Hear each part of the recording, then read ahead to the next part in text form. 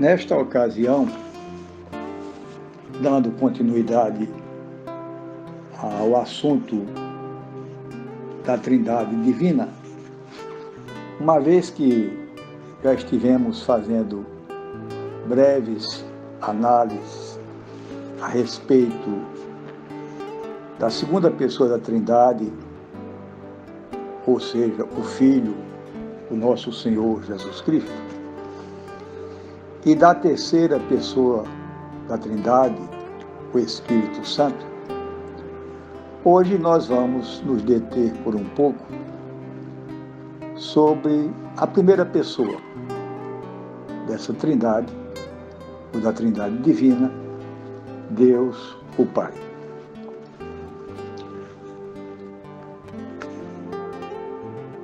Consultando um ensino de Kerry D. McRoberts a respeito da Santíssima Trindade, ele começa a sua explanação a respeito desse assunto tão importante, porém de difícil compreensão,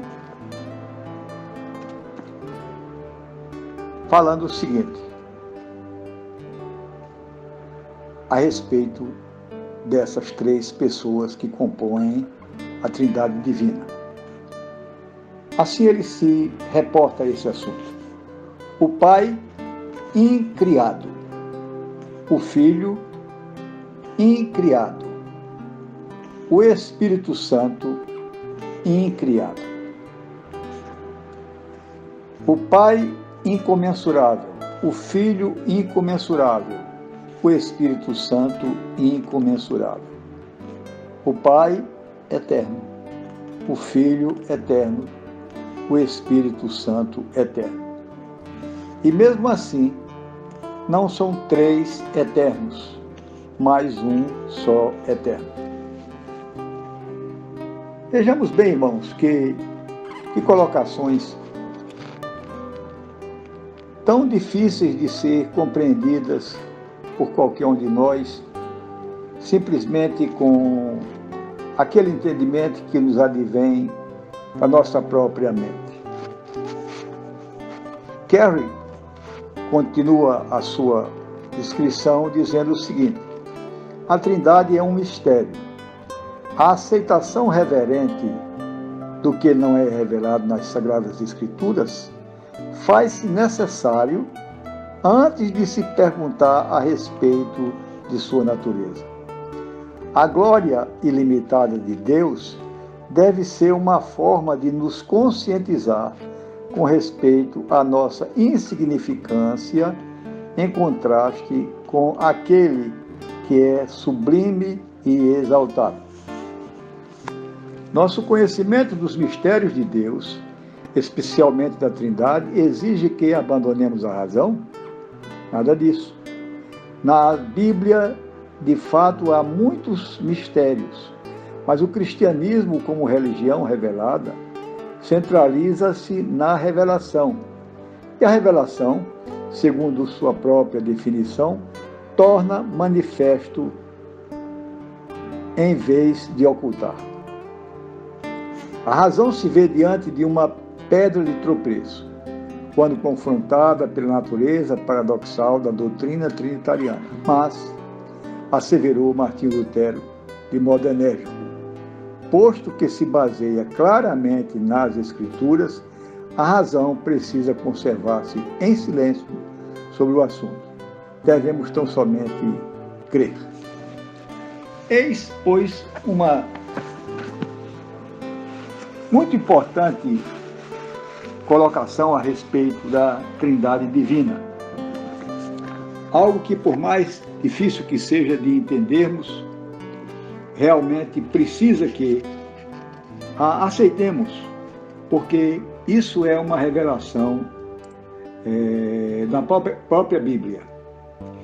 Então, diz ainda Kerry, por essa razão, o papel da razão é o de auxiliar e nunca de dominar, como numa atitude racionalista, a entender as Escrituras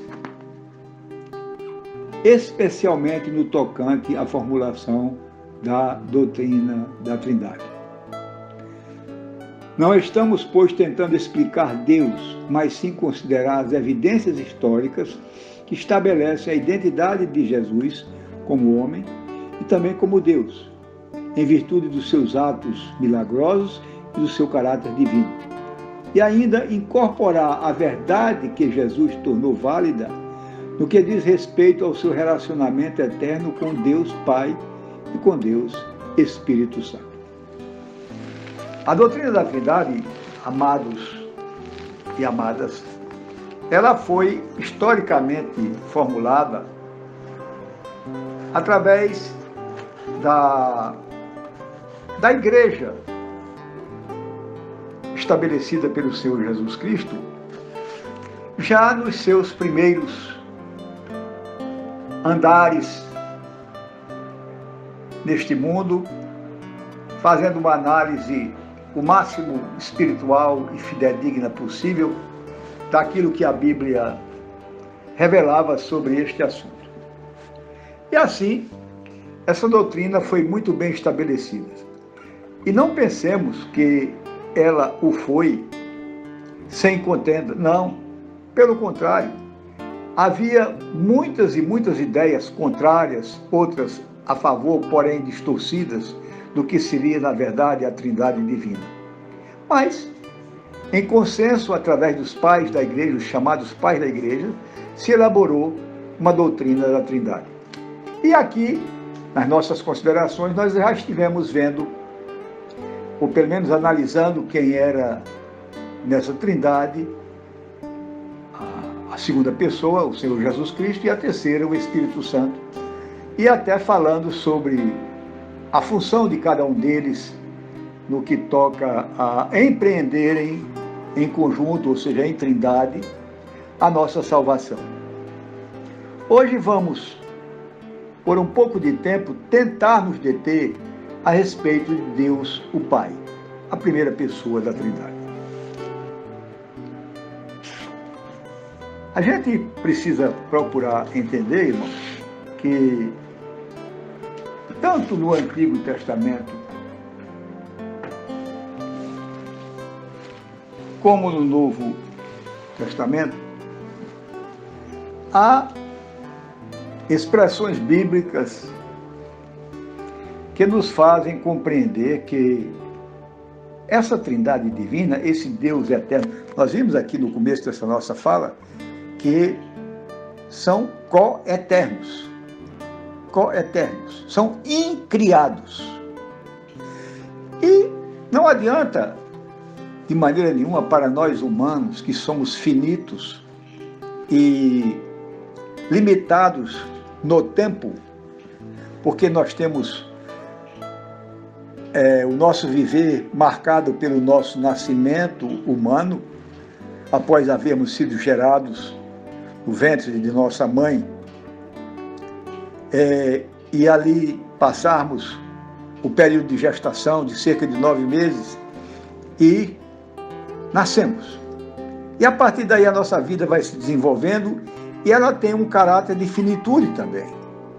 Uns vivem mais, outros menos, mas chega um momento que nós morremos fisicamente. Então o ser humano ele é limitado. Além dele ter sido criado, quando ele é formado através do processo natural de multiplicação da raça humana, ele está limitado no tempo entre o nascimento e a morte física. Lógico que entendemos pela Bíblia Sagrada que temos em nós um componente espiritual, o nosso espírito. E esse espírito, ele não vai findar com a morte física. Ele terá uma outra vida. Então ele vai se espraiar, segundo entendemos pela palavra de Deus, pela eternidade, para nós, eternidade futura. Mas Deus não. Deus está muito além de tudo isso. Para Deus, queridos e queridas, no tocante à sua existência, no tocante ao seu agir, no tocante ao seu poder, no tocante ao seu querer, o tempo não existe. Deus sempre foi, sempre é e sempre será. Deus, vou repetir, sempre foi, sempre é e sempre será. Ou seja, Deus não depende nem se subordina ao tempo, diferentemente de nós, seres humanos, e de tudo aquilo quanto foi criado pelo nosso Deus. E quando se trata dessa criação, nós vamos ver na Bíblia, um exemplo clássico disso é quando ele resolve criar o ser humano. Ele fala, em conjunto deles, façamos o homem. Façamos o homem. Deus está conversando em trindade. Não é que ele estivesse conversando com anjos. Não. Ele está falando em trindade. Deus Pai, Deus Filho, Deus Espírito Santo. Façamos o homem segundo a nossa imagem, segundo a nossa própria semelhança. Então ele nos cria. E vai se revelando aos poucos a nós. E como eu falava, já no Velho Testamento, nós vemos as expressões, o anjo do Senhor, que apareceu ao profeta tal, ao servo tal, e assim por diante. Nós vamos ouvir Deus falar do céu, enquanto o seu Filho, o Senhor Jesus Cristo, estava já nesse mundo. Aí nós demos um salto para o Novo Testamento. Na hora do batismo de Jesus, por João o Batista, Jesus estava ali. A segunda pessoa da Trindade, o Filho de Deus, estava ali, presente, sendo batizado. E quando ele vai saindo da água, diz a palavra de Deus que o Espírito Santo desce sobre ele na forma corpórea de uma pomba. E, concomitantemente, se ouve uma voz do céu dizendo: eis o meu Filho amado, em quem me comprazo. Aí está uma visão muito clara das três pessoas da Trindade agindo entre si e diante de homens na mesma ocasião. O Senhor Jesus, na sua missão terrestre ou terrena, ele constantemente ora ao Pai, ele suplica ao Pai, ele pede ao Pai, ele entrega os seus discípulos na mão do Pai. Ele promete aos seus discípulos que haveria de enviar o Espírito Santo, o outro Consolador, da mesma natureza dele. Então, amados e amadas, fica claro que existe o Pai, o Filho e o Espírito Santo. O Pai, da minha maneira de entender, é o coordenador de todas as coisas visíveis e invisíveis. E ele, na sua infinita sabedoria, essa pessoa bendita e eterna, ele vai se utilizar da segunda pessoa que compõe a Trindade, o seu Filho, para enviá-lo a este mundo.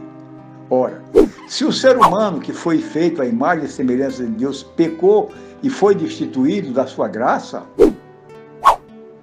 precisava que alguém humano, um ser humano, realmente sem pecar, sem ter passado por aquele episódio da queda que passara o primeiro homem, ou seja, Adão, pudesse se oferecer a Deus, o Pai, como resgate de todo o pecado, de toda a humanidade.